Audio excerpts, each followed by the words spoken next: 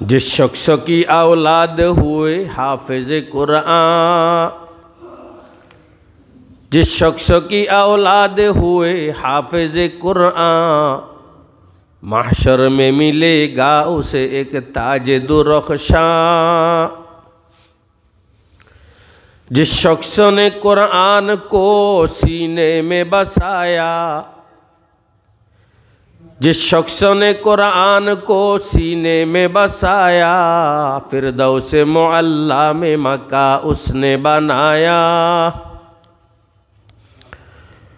10 अहले जहन्नम की सिफारिश वो करेगा, फिरदौस मिले और वो उन्हें साथ रहेगा। প্রতিটি ইমানদারের অন্তর মক্কা শরীফের কালো গিলাপ এবং মদিনা শরীফের সবুজ গম্বুজের সাথে আর্থিক সুতোয় বাঁধা। সেলাইবিহীন দু টুকরো কাপড় পরে বাইতুল্লাহর তাওয়াব এবং মদিনা মোনাওয়ারায় গিয়ে রওজায়ে আতহারের পাশে দাঁড়িয়ে জনাব মোহাম্মদুর রসুল্লাহ সাল্লাল্লাহু আলাইহি সাল্লামকে সালাদু সালামের নজরানা পেশ করা প্রতিটি ইমানদারের অন্তরে হৃদয়ে লালিত স্বপ্ন। আল্লাহর হাজার বান্দা এমন আছে যাদের চেষ্টাও ছিল, স্বপ্নও ছিল, কিন্তু স্বপ্ন বাস্তবায়নের পূর্বে পরপারের ডাক এসে গেছে, আর স্বপ্ন বাস্তবায়ন হয় নাই। এই পৃথিবীর মানুষ মাটি উপড়ে ফেললে যে মানুষগুলোকে বের করা হয়, প্রতিটি মানুষের অন্তর চেক করা হয়, এমন কোটি কোটি মানুষ পাওয়া যাবে যাদের অন্তরে এই স্বপ্নটা ছিল যে আমি কাবা শরীফ তাওয়াফ করব, রওজার পাশে দাঁড়িয়ে নবীজিকে সালাম দিব, কিন্তু আশা পূরণ হয় না, এর আগে মৃত্যুবরণ করেছে। এরকম কোটি কোটি মানুষ পাওয়া যাবে। নিরাশ হওয়া যাবে না, আল্লাহর দরবারে দোয়া করতে হবে। खानाए काबा का मंजर ऐ खुदा दिखला मुझे, मक्का ओ यस्रिब का मंजर देखने को दे मुझे। वो मुकामाते मुबारक की ज़ियारत हो नसीब, जिसमें रहमत बेशुमारा देखने को दे मुझे। हाजिया सब देखते हैं राह में गारे हेरा, जिसमें हज़रत मुस्तफ़ा चुप कर बुलाते थे तुझे। खाना ए काबा को पूछो तलबिया कहते हुए, इस्तिला में हजर अस्वद से मुशर्रफ कर मुझे। खाना ए काबा को पूछो फिर आहद ताज़ा करो, जिसमें अंसार व मुहाजिर आहद करते थे तुझे। ऐ खुदा सैराब कर दे आब जमजम से मुझे, हाथ उठाओ दर पे तेरे जब पिलाए तू मुझे। दुर्मियाने को मरवा व सफ़ा दौड़ने लगो, इस तेरा बेहाजरा में दौड़ने को दे मुझे। इश्क लेकर हाजिरी हो जब मीना बाजारों में, जाने मन कुर्बा करूं हम चो इस्माइलो दे। शौके आतिश से तड़पता हो सदा मैं बेकरार, हाजिरी शहर मदीना कब नसीब होए मुझे। गुंबदे खजरा देखा दे रोज़ाए अत्थर मुझे, दुर्मियाने कब्र मिंबर गिड़गिड़ाने दे मुझे। गुंबदे खजरा देखा कर इश्क में देवानावार, गुंबदे खजरा देखा कर इश्क में देवानावार। मिसले बू बकरो उमर उस्मा आलिया रब मुझे, मिसले बू बकरो उमर उस्मा आलिया रब मुझे। এভাবে আল্লাহর দরবারে আকুতি, আল্লাহর দরবার পেশ করতে পারেন, মনের আকুতি মিনতি এগুলো পেশ করতে পারেন, চোখ থেকে পানি জুড়িয়ে পেশ করতে পারেন। একবার যদি আপনার নসিবে জুটে যায় বাইতুল্লাহর তাওয়াফ, সালাদু সালাম নজরানা, তাহলে বুঝতে হবে আপনার জীবনটা ধন্য। মানুষ আমেরিকাতে গিয়ে গর্ব করে, রাশিয়াতে গিয়ে গর্ব করে, মধ্যপ্রাচ্যে ইউরোপে গিয়ে মানুষ গর্ব করে, কিন্তু কবি বলেন যে আসলে তুমি পৃথিবীর বিভিন্ন কান্ট্রিতে গিয়েছো, কিন্তু তোমার আল্লাহর পবিত্র ঘর তুমি দেখো নাই, নবীজির রওজা মোবারক দেখো নাই, তাহলে তুমি পৃথিবীর কিছুই দেখো নাই। বমক্কা বিনি আস্তাওহিদে নূরে বয়সরিবা হাবিবুল্লাহ জুহুরে গরিদু শহরে মারা তু না দিদি চেদিদে গরদুরি দুনিয়া রাসিদি চেদিদে গরদুরি দুনিয়া রাসিদে। তুমি কিছুই দেখো নাই তাহলে। আমেরিকাতে গিয়েছো এটা গর্বের বিষয় না। আমি মক্কাতে গিয়েছি, আল্লাহর পবিত্র ঘর আমি দেখেছি, যেই ঘর আমাদের সৃষ্টির মূল উৎস আল্লাহ পাকের তাজাল্লিগা, যে ঘরের দিকে আল্লাহ পাক ঘর যেই জায়গায় ওই জায়গায় আল্লাহ পাক কুদরতিভাবে নজর দিয়েছে, রহমতের দৃষ্টি দিয়েছেন, ওই জায়গায় গিয়েছি। ফেরা নবী মোহাম্মদুর রাসূলুল্লাহ সাল্লাল্লাহু আলাইহি ওয়াসাল্লাম রওজা আথার আমি দেখেছি। ওই ব্যক্তিটাই হলো কি প্রকৃত গর্বিত, সেই গর্ববোধ করতে পারে। এই নিয়ে আমরা আল্লাহর দরবারে দোয়া করি ইনশাআল্লাহ। আর হজ ওমরা আসলে এটা টাকার সাথে সম্পর্ক না। যদি টাকার সাথে সম্পর্ক হতো তাহলে টাকাওয়ালারা বেশি হজ ওমরা করার সুযোগ পেত। এই হজ ওমরার সম্পর্ক এটা কাবাওয়ালার সাথে, কাবার মালিকের সাথে যার বেশি সম্পর্ক, আল্লাহ তাকে সেখানে নিয়ে যায়। আসলে টাকা পয়সার সাথে এটার, যদি টাকা পয়সার সাথে সম্পর্ক হতো তাহলে আমরা কি যেতে পারতাম? আমাদের কত টাকা আছে বলেন, কী বা আমরা রোজগার করি। কিন্তু কাবাওয়ালার সাথে যদি গভীর সম্পর্ক স্থাপন করতে পারেন, উনি যেই কোনো মাধ্যমে আপনাকে নিয়ে যাবে, আপনি টেরও পাবেন না। একজন মানুষের অন্তর হয়তো ঢেলে দিবে যে কি নিয়ে যায়, একে নিয়ে যায়, একে নিয়ে যায়। এখলাসের সাথে আল্লাহর দরবারে এইভাবে আমরা দোয়া করব, চেষ্টা করব ইনশাআল্লাহ। সব ছিল, যেতে পারেন নাই, এখন বিকল্প হিসেবে একটা আমলের দরকার আছে না? আপনি যেতে পারেন নাই, নিরাশ হওয়ার কিছুই নেই। জনাব মোহাম্মদুর রাসূলুল্লাহ সাল্লাল্লাহু আলাইহি ওয়াসাল্লাম এহসান করে, মেহেরবানি করে, আল্লাহর ইশারায় আমাদেরকে এমন কিছু আমল দিয়ে গেছেন আর বলেছেন উম্মতেরা যদি এই আমলগুলো করতে পারে, সে মক্কাতে না যেতে পারলেও আল্লাহ রব্বুল আলামিন তাকে হজ এবং উমরার সওয়াব দান করবেন। আমলগুলো বললে একটু ভালো হয় না? যে আমলগুলো যদি আমি করতে পারি, এটা বিকল্প, কিন্তু মনে রাখবেন এটা কি, কিসের বিকল্প? আর হজ উমরার বিকল্প এটা। আবার মনে করেন না যে না আমল তো করে ফেলছি আর যাওয়া লাগবে না। না, টাকা যদি হয় আপনার নির্দিষ্ট যেতে হবে, এটা ফরজ। যারা গরিব গরাব আমরা কি করবো, আর কিছু আমল যদি করতে পারি, ওরা ওখানে গিয়ে যে সওয়াব পাবে আমরা এখানে থেকেও সেই সওয়াবটা পাবো। আপনার আপন জায়গায় বসে ওই সওয়াবটাই পাবেন। গরিব সাহাবীরা নবীজিকে প্রশ্ন করলেন, ইয়া রাসূলুল্লাহ, ধনাঢ্যবান সাহাবীরা নেকের দিক দিয়ে তো আমাদের থেকে অনেক এগিয়ে যাচ্ছে, কিভাবে? ইয়া রাসূলুল্লাহ, আমরাও নামাজ পড়ি, তারাও নামাজ পড়ে, তারা রোজা রাখে, আমরাও রোজা রাখি, এই দিক দিয়ে কিন্তু আমরা সমান। গরিব ধনীর কোনো ভেদাভেদ নেই, সমান। তবে আমরা অর্থনৈতিক সংকটের কারণে হজ উমরায় যেতে পারি না। এই ব্যবধান তাদের মাঝে আমাদের মাঝে একটুকুই। এটা গরিব সাহাবীদের একটা আকুতি নবীর গেছে। তো নবী করিম সাল্লাল্লাহু আলাইহি ওয়াসাল্লাম সাহাবায়ে কেরামকে বলছেন, আমি কি তোমাদেরকে এমন একটি আমল বাতলিয়ে দিব না, এমন একটি আমল কথা তোমাদেরকে বলবো না, যে আমলটা করতে পারলে তোমরা হবে পৃথিবীর শ্রেষ্ঠ মানব এবং অগ্রগামীদের স্তরে তোমরা পৌঁছতে পারবে। যাদের ব্যাপারে তোমাদের প্রশ্ন যে ওরা এগিয়ে গেছে তোমাদের থেকে, অগ্রগামী, ওই আমলটুকু করতে পারলে তোমরা অগ্রগামীদের স্তরে পৌঁছে যাবে। এমন একটা আমল কথা কি আমি তোমাদেরকে বলবো না? সাহাবায়ে কেরাম সমস্বরে বলেছেন, নাম ইয়া রাসূলুল্লাহ, ও আল্লাহ রাসূল বলুন। তাহলে সে আমলটা কি? বিকল্প হিসাবে যে আমলটুকু আমরা করতে পারলে আমাদের দেশে থেকেও আমরা হজ এবং উমরার সওয়াব পেয়ে যাব, একদম সহজ, সেটি হচ্ছে তাসবিহে ফাতিমি। 5 ওয়াক্ত নামাজের পর 33 বার সুবহানাল্লাহ, 33 বার আলহামদুলিল্লাহ, 34 বার, অর্থাৎ 100 বার টোটাল। 33 বার সুবহানাল্লাহ, 33 বার আলহামদুলিল্লাহ, 34 বার আল্লাহু আকবার। যদি তোমরা নিয়মিত প্রতি 5 ওয়াক্ত নামাজের পর পড়তে পারো, তোমরা হবে পৃথিবীর শ্রেষ্ঠ মানব এবং তোমরা অগ্রগামীদের স্তরে পৌঁছে যাবে। তার মানে ওরা হজ করে তোমাদের থেকে এগিয়ে গেছে, তোমরা যদি আমলটুকু করতে পারো, আল্লাহ পাক তোমাদেরকে হজ এবং উমরার সওয়াব দান করবে। দেখছেন আমলটা কত সহজ, বিকল্প আমল, একদম সহজ। এটার জন্য আপনাকে সময় ব্যয় করা লাগবে না। সালাম ফিরিয়েছেন, সুন্নত থাকলে সুন্নত পড়ে তাসবিহ বের করা লাগবে না।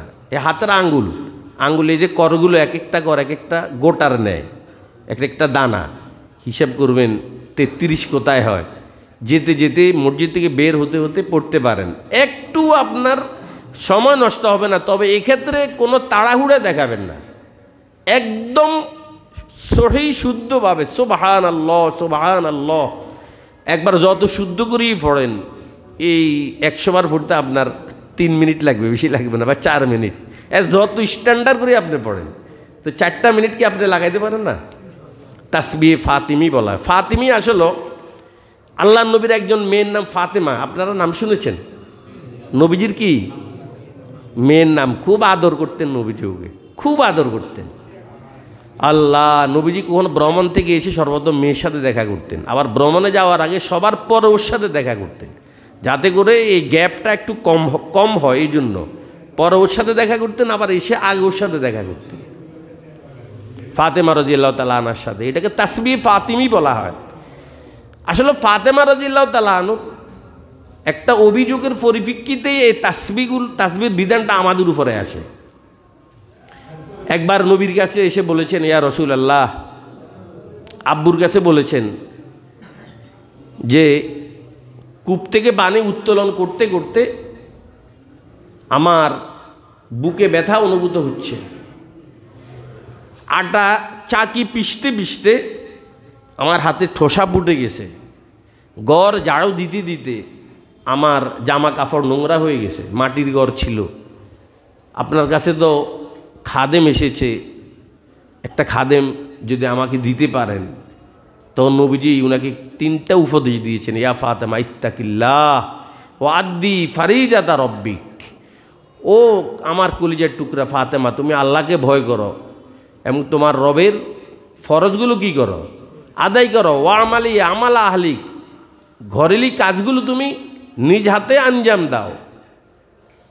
4 নম্বর যে কথাটা বলেছেন, যখন তুমি শোয়ার জন্য চৌকিতে যাবে, ফাসাব্বিহি সালাসা ওয়া সালাসিন ওয়াহমাদি সালাসা ওয়া সালাসিন ওয়াকাব্বিরি সালাসা ওয়া আরবাঈন। যখন বিছানায় যাবে 33 বার সুবহানাল্লাহ পড়বে, রাত্রে 33 বার আলহামদুলিল্লাহ পড়বে, 34 বার আল্লাহু আকবার পড়বে। তাহলে এটা তোমার জন্য খাদেমের চেয়েও বেশি উত্তম হবে। এখানে একটা প্রশ্ন আসতে পারে, উনি চেয়েছেন খাদেম, একটা সেবক, কিন্তু নবীজি সেবকের কথা ওই সমাধানটা না করে নবীজি একটা আমল বলেছেন। আমল বললে কি সেবকের কাজ সেরে যাবে? কিতাবে লেখা আছে, আসলে যদি কোনো মানুষ, বিশেষ করে কোনো মহিলা যদি আমলটা করে, শোয়ার সময় 33 বার সুবহানাল্লাহ, 33 বার আলহামদুলিল্লাহ, 34 বার আল্লাহু আকবার পড়ে, আল্লাহ পাক উনার শরীরে এই পরিমাণ শক্তি দিয়ে দিবেন, ওই শক্তির মাধ্যমে উনি উনার সাংসারিক সকল কাজ উনি আঞ্জাম দিতে পারবে। উনার জন্য কোনো খাদেমের কি হবে না প্রয়োজন। যদি কোনো মহিলা কি করে, এই আমলটা করে, তাহলে ওর জন্য কোনো চাকরানির প্রয়োজন হবে না, কোনো গৃহপরিচারিকার প্রয়োজন হবে না। আল্লাহ ওকে শক্তি দিয়ে দিবেন, ও নিজে এগুলো আঞ্জাম দিতে পারবে। এই জন্য আপনারা যারা এখানে আছেন, যেহেতু এটা তাসবিহ ফাতিমি, ফাতেমা রাদিয়াল্লাহু তাআলা আনহাকে কেন্দ্র করেই নবীজি আমলটুকু বাতলিয়ে দিয়েছেন। বাড়িতে আমরা অবশ্যই এই আমলটা কথা শেয়ার করব ওদের সাথে, এরা যেন বিছানায় গিয়ে আমলটা পড়ে, এবং এটা খোঁজখবর নেবেন। শুধু একবার অর্ডার দিয়ে দিয়েছেন এমন যেন না হয়। রাত্রে শোয়ার সময় বলবেন, এই তাসবিহটা পড়েছ, একটু খবর নেবেন। তাসবিহ ফাতিমি ইনশাল্লাহ আমরা পড়ব। এটা হজ এবং উমরার বিকল্প একটা আমল।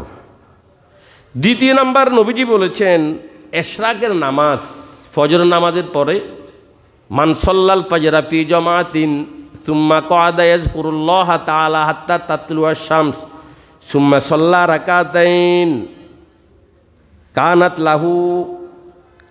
লাহু কাজরি হাজ্জাতিন ওয়া উমরা। ক্বালা আনাসুন ক্বালা রাসূলুল্লাহ সাল্লাল্লাহু আলাইহি ওয়াসাল্লাম তাম্মাতিন তাম্মাতিন তাম্মাতিন। ফজর নামাজের পরে আপন জায়গায় বসে একটু জিকির আজকার করবেন। সূর্য যখন আলোকিত হবে, সূর্য উঠবে, এটা এখন ক্যালেন্ডারে আছে বা মোবাইল বিভিন্ন অ্যাপস আছে, আপনারা দেখতে পারেন 20 মিনিট পর যখন সূর্য আলোকিত হয়ে যাবে 2 রাকাত মাত্র ইশরাকের নামাজ যদি আমার কোনো উম্মত পড়ে, আল্লাহ রব্বুল আলামিন তাকে পরিপূর্ণ একটি হজ এবং উমরার সওয়াব দান করবে। কিছু বুঝতে পেরেছেন? ওরা লক্ষ লক্ষ টাকা খরচ করে হজ উমরাতে যায়, তারপরে এটা কবুল কিনা এটা বলা যায় না, কিন্তু আপনি যদি 2 রাকাত নামাজ পড়তে পারেন ফজর নামাজের পরে, আপনি কবুল একটি হজ এবং উমরার সওয়াব পেয়ে যাবেন। কত বড় অফার! আমরা যারা গরিব গোরাবা, হজের কল্পনাও যারা করা ঠিক হয় না, এই আমলটা আমরা করতে পারি না। এই আমলটা করেন আর চেষ্টা করেন, দোয়া করে যান, চোখ থেকে পানি ছাড়েন যে আল্লাহ আমি বিকল্পটা শুরু করেছি, তুমি বাস্তবেও একবার আমাকে সেই জায়গায়। ইশরাকের নামাজ পড়া যাবে তো? হুজুর ফজরও তো পড়ি না, ফজর পরেই তো আসে ইশরাকের মাসালা, এখন ফজরও তো আমি পড়ি না, কি আবার ইশরাকের নামাজ পড়ব? ফরজ পড়ি না বুঝি, নফল পড়ার জন্য আপনার আমাকে বলতেছে, আমি তো ফরজটাই পড়ি না। পড়বো ইনশাল্লাহ, একটু আমরা চেষ্টা করি। দ্বিতীয় নাম্বার, হাদিসে আছে নবী করিম সাল্লাল্লাহু আলাইহি ওয়াসাল্লাম বলেছেন, ফরজ নামাজ পড়ার উদ্দেশ্যে অজু করে যদি আমার কোনো উম্মত মসজিদের দিকে রওনা হয়, বাড়িতে অজু করবে। অজু কোথায় করবে?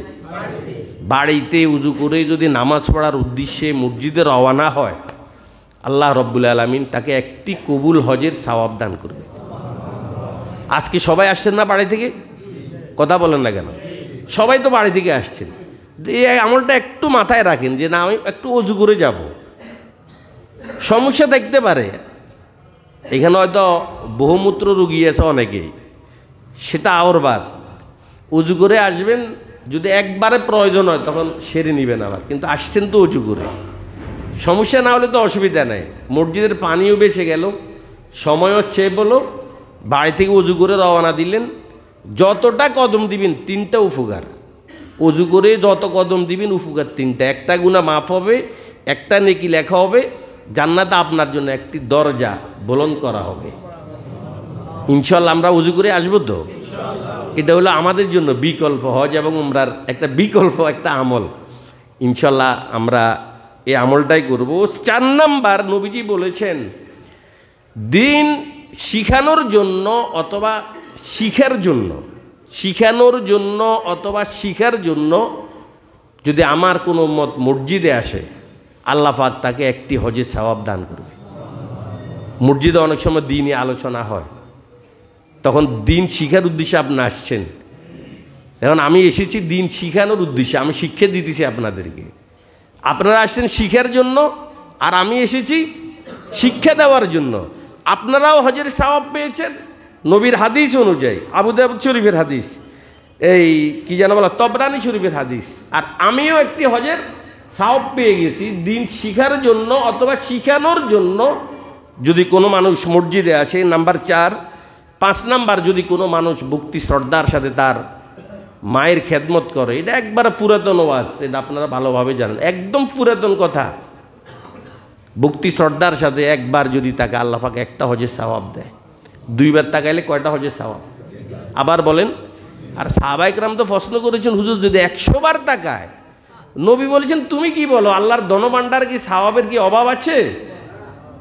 নবী বলেছেন কলা নাম আল্লাহু আকবার ওয়া আতিয়াব, আল্লাহ দিতে সক্ষম। 100 বার দিয়ে আধিক্য বোঝানো হয়েছে। আপনি যদি 200 বারও তাকান, 200টা হজের কি পাবেন?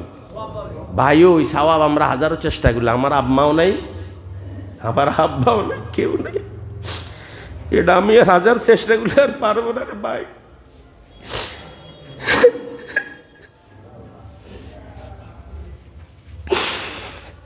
আপনাদের যাদের মাথা ভিতে আছে, এটা আপনাদের জন্য বহুত বড় ধন, কিন্তু এটা মাথায় রাখবেন। আপনারা তো এক বাড়িতে থাকেন, আপনার মা আরেক বাড়িতে থাকে, দিন 1 বার 2 বার ইচ্ছাকৃতভাবে মায়ের সাথে দেখা করবেন। আপনার মায়ের সামনে আপনার কোনো বড়ত্ব প্রকাশ করবেন না। আপনি তো দুনিয়াতে মায়ের লজ্জাস্থান দিয়ে এসেছেন, 1 বার নয় 2 বার আসছেন। 1 বার বীর্য আকারে আসছেন, বীর্যকে হাত দিয়ে আসেন আর লজ্জাস্থান দিয়ে আসেন। 1 বার বীর্য আকারে আসছেন, আবার বাচ্চা আকারে আসছেন, 2টা বার আপনি মায়ের লজ্জাস্থানে দিয়ে এসেছেন। মায়ের সামনে আপনার কিসের বুজুর্গি, কিসের ডিগ্রি, কিসের পিএইচডি বলেন? একদম একটা শিশুর মতো, আপনি তো কিছুই জানেন না, বোকা সেজে মায়ের সামনে এভাবে মূর্খ সেজে বসে থাকবেন। মায়ের যদি ভাই দোয়া থাকে আপনার উপরে, আপনি অনেক বড় মুসিবত থেকে বেঁচে যাবে।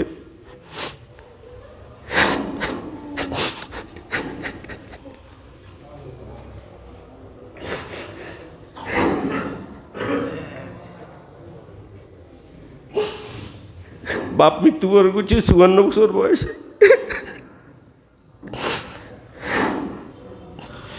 আমার বাপের বড় যারা এরা এখনো আছে, সবাই আছে আমার বাড়িতে। আর আমার মা একবারে আর কম হায়াত পাইছে, একদম অল্প বয়সে মা মৃত্যুবরণ করছে। যাদের মাথা পিতা আছে এটা বহুত বড় ধন, কিন্তু সকালে মানে ইচ্ছাকৃতভাবে ওদের চেহারার দিকে তাকাবেন, আল্লাহ পাক আপনাকে প্রত্যেকটা নজরে একটা হজের সওয়াব দিবে ইনশাল্লাহ। ফারা যাবে তো ইনশাল্লাহ, সবাই ইনশাল্লাহ আমরা এই আমলটা করব। আল্লাহ, আমার আলোচনা প্রায় শেষ পর্যায়ে আমি এসে গেছি। 6 নাম্বার, হজের বিকল্প একটা আমল নবী করিম সাল্লাল্লাহু আলাইহি ওয়াসাল্লাম, না এটা হজের বিকল্প না। রমজানে যদি কোনো মানুষ উমরা পালন করে, বলেন রমজানে যদি কোনো মানুষ কি করে, নবীজি বলেছেন আমার সাথে হজ করলে যে সওয়াব, আল্লাহ তাকে সেই সওয়াবটুকু দান করে। রমজান প্রায় ঘনীভূত, আমাদের সামনে এসে গেছে। সারা পৃথিবীতে বিআইপি স্টাইলের যে লোকগুলো, যারা একদম বিআইপি যারা রুচিশীল, এরা কিন্তু আসলে রমজানের প্রতীক্ষায় বসে থাকে। ওরা রমজানে হেরাম শরীফে গিয়ে ইতিকাফ করে, রমজানটা ওরা অন্তত হেরামে কাটায়। এই জন্য পারিব না, আসলে এই কথাটা আমরা না বলি, সব পারবেন। সাংসারিক অনেক কাজ, আপনার টাকা ধার নিয়ে আপনি মানে রিক্সে অনেক কাজ করেন, আপনি রিক্সে অনেক কাজ করেন, আপনি উদ্যোগ নিয়ে টাকা না কিন্তু ধার নেন, একটাবার যান এভাবে। রমজানে যদি উমরা করেন, নবীজি বলেছেন আমার সাথে হজ করার সমপরিমাণ সওয়াব আল্লাহ পাক তাকে দান করবে। 7 নাম্বার, নবী করিম সাল্লাল্লাহু আলাইহি সাল্লাম বলেছেন মসজিদে কোবায় গিয়ে নামাজ আদায় করা, এটা ইসলামের সর্বপ্রথম মসজিদ। ইন্না আউয়ালা বাইতিন উজিয়া লিন-নাস, এই জিনা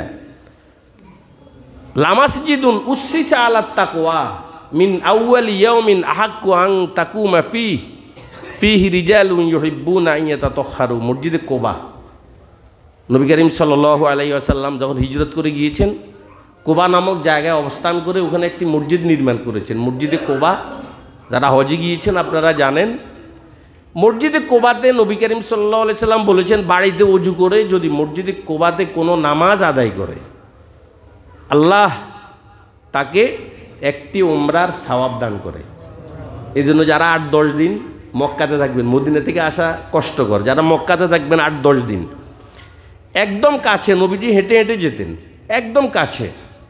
লোকেশন আছে, এখন লোকেশনের মাধ্যমে যেতে পারেন। ট্যাক্সিতে গেলে কত 10 টাকা নেবে, আপ ডাউন 2 রাকাত নামাজ পড়বেন কোবাতে গিয়ে, বাস দৈনিক চেষ্টা করবেন। 10 দিন থাকলে আপনি ইচ্ছা করলে সকাল বিকাল বা দিন একদিন একবার যান, অসুবিধা কি। কোবাতে ইনশাল্লাহ নামাজ পড়বেন 2 রাকাত 4 রাকাত যাই পড়েন, আপনি উমরার সওয়াব পাবেন। নবীজিকে যখন বলেছেন ইয়া রাসূলুল্লাহ আমরা তো হজ করার সে সামর্থ্য নেই, তো নবীজি বললেন কা আল্লাহ পাক এশার নামাজ তোমাদের উপরে ফরজ করা নাই, কা ফজরের নামাজ তোমাদের উপরে ফরজ করা নাই। তার মানে নবীজি বলেছেন আমার কোন উম্মত যদি এশার নামাজ জামাতের সাথে পড়ে, আল্লাহ তাকে একটা হজের সওয়াব দান করবে। যদি ফজরের নামাজ জামাতের সাথে আদায় করে, আল্লাহ তাকে একটা উমরার সওয়াব দান করবে। ফজরের নামাজ এশার নামাজ পড়লে একটা হজের সওয়াব, একা একা না, জামাতের সাথে। সবাই বলেন, মাথায় রাখবেন তো, মসজিদ ভরে যাবেন জামাতের সাথে এশার নামাজ। কারণ এই 2 নামাজ নবীজি বলেছেন যদি জানতো এই 2 নামাজে কী সওয়াব, হামাগুড়ি দিয়ে হলেও মানুষ আসতো এখানে এই 2 রাকাত, এই 2 ওয়াক্ত নামাজে শরীক হওয়ার জন্য, জামাত ধরার জন্য। কোন কোন 2 নামাজ বলেন? আল্লাহর ওয়াস্তে ফজর নামাজে 100 কেন হবে? এখন মসজিদ ভরে গেছেন, এবার মসজিদ ভরে যাবেন। আপনি পুরুষ সুস্থ মানুষ, আপনি ঘরে একা কেন নামাজ পড়েন? কোন আলেমকে জিজ্ঞাসা করেছেন এটা কি হবে নামাজটা আপনার? জিম্মাদারি মুক্ত হবে, কিন্তু সওয়াব পাবেন আপনি। খবরদার, আমি একটু হেঁটে আসবো, উজু করে আসবো, উজু করে আসলে আপনি হজে সওয়াব পাবেন।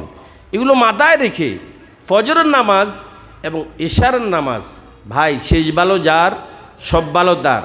রাতে আমরা ঘুমাই, ঘুমের আগের নামাজটার নাম কি সবাই বলেন?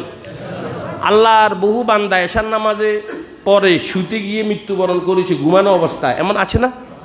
তা আমিও তো মরে যেতে পারি, আর ভাই আমিও তো মরতে পারি, যখন তো অন্তত এশার নামাজটা আমার ওকে থাকে, আমি পড়েছি, তাহলে বুঝে গেল আমার শেষ ভালো, কারণ কোনো নামাজ আমার জিম্মেদারিতে আর নেই।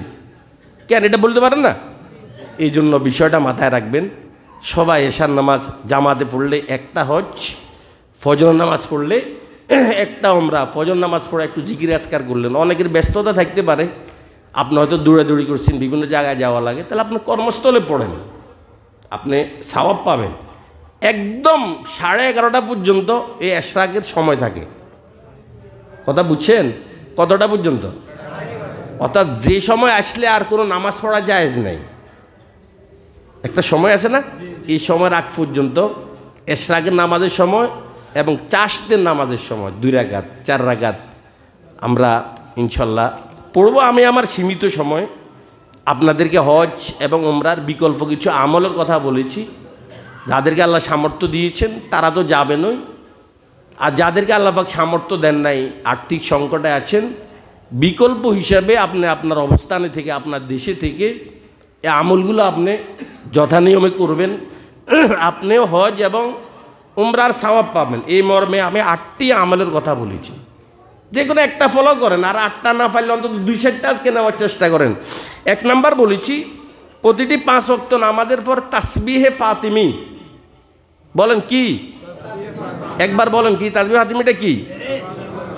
সুবহানাল্লাহ বলেন, আলহামদুলিল্লাহ, আল্লাহু আকবার।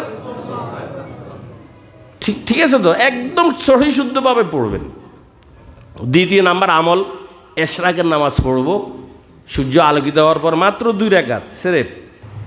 3 নাম্বার আমল, ফরজ নামাজ পড়ার লক্ষ্যে অজু করে আমরা মসজিদে আসব। তাহলে মসজিদের পানিও সেভ হবে। আল্লাহ না করুন ফত যদি মারা যান, অজু অবস্থায় মারা গেলেন, তাহলে আপনার নসিবটা কত ভালো হবে। এই জন্য সবসময় অজু অবস্থায় থাকবেন। লা ইয়াদুমু আলা তাহারা ইল্লাল মুমিন, ইমানদারই একমাত্র অজু সহকারে থাকে, অজু সহকারে থাকবেন। 4 নাম্বার, দিন শিখানোর জন্য অথবা শিখার জন্য যদি মসজিদে আসে হজ এবং হজের সওয়াব পাবে। নাম্বার 5, মায়ের সেবা যদি কোনো মানুষ করে, বিভিন্ন সময় আলোচনা করেছি, জীবিত অবস্থায় 8টা হক, মৃত অবস্থায় 5টা হক, এগুলো বিভিন্ন সময় আলোচনা করেছি। মায়ের খেদমত করবেন। 6 নাম্বার, রমজানে উমরা পালন করলে আপনি নবীর সাথে হজ করার সওয়াব পাবেন। 7 নাম্বার, মক্কাতে যাওয়ার পরে নিজ স্থান থেকে অজু করে কোবাতে গিয়ে নামাজ পড়বেন, আল্লাহ পাক আপনাকে উমরা সওয়াব দিবে। 8 নাম্বার, এশার নামাজ জামাতের সাথে এবং ফজর নামাজ জামাতের সাথে। এশার নামাজ জামাতে পড়লে হজের সওয়াব, ফজর নামাজ জামাতের সাথে পড়লে উমরার সওয়াব আল্লাহ আমাদেরকে দিবে। 8টি আমলের কথা বলেছি। আল্লাহ পাক আমাদের সকলকে আমল করে উভয় জাহানের ধন্য হওয়ার তৌফিক দান করুন।